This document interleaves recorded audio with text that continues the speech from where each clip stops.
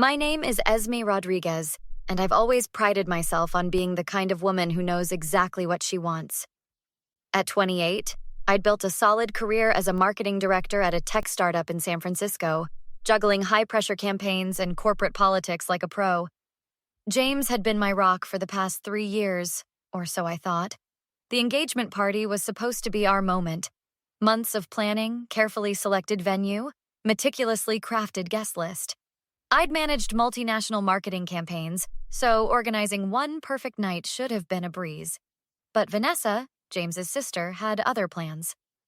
"I've already contacted the caterer," Vanessa announced during our final planning meeting, her perfectly manicured nails tapping against her designer planner. "I made some adjustments to the menu. Those little appetizers you picked? They're way too basic." I forced a smile. "I'm sure the guests will love what we originally selected." James just sat there, scrolling through his phone. Whatever Vanessa thinks is best, I guess. This wasn't new. Vanessa had been inserting herself into every aspect of our relationship for years. When we first started dating, it was subtle. Random drop-ins, urgent family emergencies that always seemed to interrupt our plans. But lately, it had become a full-blown invasion. The engagement party night arrived. The venue looked stunning, until Vanessa started making her rounds. I watched in horror as she began rearranging place settings, whispering to guests, creating a subtle but constant disruption. "Esme, can we talk?" Vanessa cornered me near the bar, her smile razor sharp. "What's up?" "I'm just concerned about some of the wedding decisions. The venue seems a bit budget-friendly. I know a few connections that could upgrade everything." I took a deep breath. "Vanessa, we've already made our choices." Suddenly, James appeared. "What's going on?" Before I could respond, Vanessa launched into a dramatic explanation about helping with wedding preparations. James nodded sympathetically, completely missing the underlying tension. The breaking point came when Vanessa accidentally spilled red wine on my carefully chosen white engagement dress. The look in her eyes told me it was anything but accidental. "Oh my God, Esme, I'm so sorry!" she exclaimed, her voice dripping with fake concern. James rushed over. "Are you okay, Vanessa?" Not, "Are you okay, Esme?" Not, "Let me help you clean up." Just immediate concern for his sister. I stood there, wine spreading across my dress, watching James comfort Vanessa. The final piece of a puzzle I'd been avoiding seeing for too long suddenly clicked into place. This wasn't just about a ruined dress or wedding planning. This was about boundaries, about respect, about the kind of marriage and family I was signing up for. As Vanessa continued her performance and James remained oblivious, I realized I had a decision to make, and it wasn't going to be an easy one. 2 days after the disaster of an engagement party, I cornered James in our shared apartment. The tension was thick enough to cut with a knife. "We need to talk about Vanessa." James didn't even look up from his laptop. "What about her?" "Her behavior is completely out of control. She's destroying our relationship, and you're letting it happen." He let out a frustrated sigh. "Here we go again. Esme, Vanessa is my sister. She's just trying to help." "Help? She spilled wine on my dress deliberately. She's been sabotaging our plans for months." James finally looked up, his expression defensive. "You're being dramatic. Vanessa would never do something like that intentionally." I couldn't believe what I was hearing. "She calls you multiple times a day. She shows up unannounced. She's planning our wedding more than we are. How can you not see this?" "Family is complicated," he muttered, returning to his screen. That was it. I grabbed my phone and texted Mia, my best friend since college. "Coffee. Now." An hour later, we were tucked into our favorite corner booth at a downtown cafe. Mia listened intently, her eyes growing wider with each detail. "Holy shit, Esme. This is next-level toxic." "I know," I whispered, stirring my latte. "I love James, but I can't marry into this family dynamic." Mia reached out, squeezing my hand. "You deserve better. Way better." That evening, I packed a small suitcase. Quietly, methodically. Each item a decision, each fold a goodbye. I found myself at James's parents' house.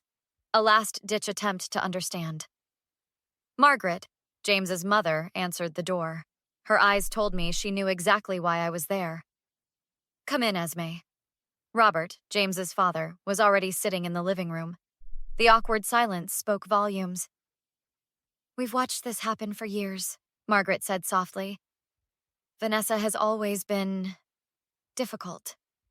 James was always her protector." Robert nodded. "We've tried to intervene, but you feel powerless," I finished for him. Their silence was confirmation enough. Back at the apartment, I wrote a letter. Simple, direct, no drama, just truth.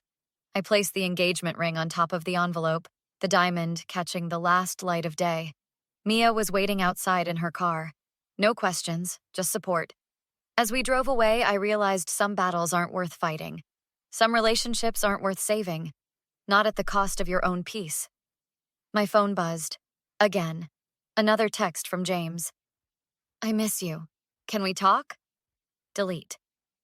3 months had passed since I walked away. My new apartment was nothing like the perfectly curated space I'd shared with James. This was mine. Mismatched throw pillows, art prints from local street fairs, a workspace that doubled as a living area. Mia dropped by with takeout. Another message? Yep, he's like a broken record. The texts were a roller coaster. One day, pure apology. The next, pure venom. "You threw away everything we built. I miss you so much. You're being unreasonable." My work phone rang. Karen, my boss, had that tone. The one that usually meant something big was coming. "Esme, how do you feel about leading our new West Coast expansion project?" I nearly dropped my coffee.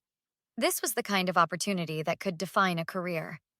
"I'm in," I responded, trying to keep my cool. Marcus, my cousin, insisted on celebrating.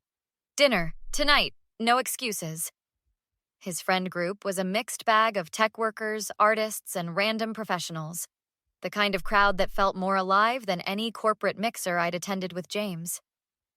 "Heard you're killing it at work," Marcus said, sliding a craft beer across the table. Lena, one of his friends, leaned in. "So you're the legendary Esme Marcus won't shut up about?" The conversation flowed. No awkward questions about my broken engagement.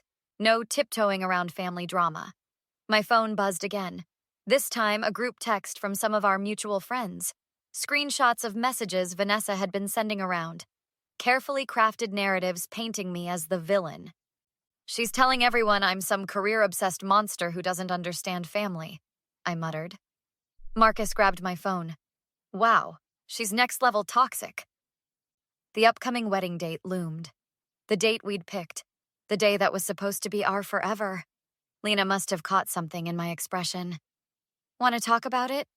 "Not really," I said, but the crack in my voice betrayed me. Marcus squeezed my shoulder. "You made the right call. Vanessa was a nightmare. James was never going to choose you over his sister." The texts continued. James oscillating between desperate and angry. Vanessa's whisper network of manipulation. But here I was, promoted, surrounded by people who actually saw me. One more text came through. The wedding date. A reminder of what could have been. I took a deep breath and deleted it. Jake, the new guy from our marketing team, was definitely flirting. And not in that pushy corporate way. More like genuine, respectful interest. "Drinks after work?" he asked, casual but confident. "Maybe," I responded, playing it cool. Marcus's wedding was the real test. A year had passed since I'd walked away from my own engagement, and the universe had a twisted sense of humor. Lena pulled me aside. "You look amazing." The reception hall buzzed with familiar faces. Some who'd initially believed Vanessa's stories had since reached out with apologies. Sarah, an old mutual friend, looked genuinely uncomfortable. "Esme, I'm so sorry about ancient history." I cut her off, not unkindly. Then I saw them. James looked different, smaller, diminished. Vanessa hovered nearby, still controlling every moment of his existence. "I heard you got that big promotion," Sarah continued, trying to fill the awkward silence. A tap on my shoulder. Marcus rescued me. "Dance?" As we moved across the dance floor, he whispered, "James looks like he's been through hell." Vanessa caught my eye from across the room. The hatred was palpable, but I felt nothing. No anger, no pain, just freedom. So, Jake had followed me to the bar. Want to grab dinner sometime? His approach was different. No pushiness, no sense of ownership. I've got some boundaries, I warned him. He laughed. Good, boundaries are healthy. James watched from a distance. I could see the regret etched into every line of his face. Vanessa continued to micromanage his every move, adjusting his collar, whispering instructions. Your ex? Jake asked, following my gaze. Ancient history, I repeated. Lena approached with a knowing smile. You've come a long way. The night continued. Marcus's wedding was a celebration of love, real love, the kind that respects individuality, the kind James and I never had. Later, outside the venue, I caught my reflection. Stronger, happier, completely myself. Jake walked up. Want to grab coffee tomorrow? I smiled. Sounds good. 1 year ago, I thought walking away would destroy me. Instead, it was the moment I truly began to live. Vanessa tried to break me. James let her, but I chose myself, and that made all the difference. What would you do if your partner's family was destroying your relationship? Esme walked away from her toxic engagement, choosing herself over a relationship where her boundaries were constantly violated. But what would you have done in her shoes? Drop your raw, unfiltered story in the comments. Have you ever been stuck in a situation where your partner's family was pulling the strings? Where you felt like you were fighting an impossible battle? Family interference can tear relationships apart. Tell me about your breaking point. When did you realize enough was enough? Hit that like button if this story made you feel something. Subscribe to hear more real-life relationship dramas that'll make you question everything you thought you knew about love and family. Your story is waiting. Comment now.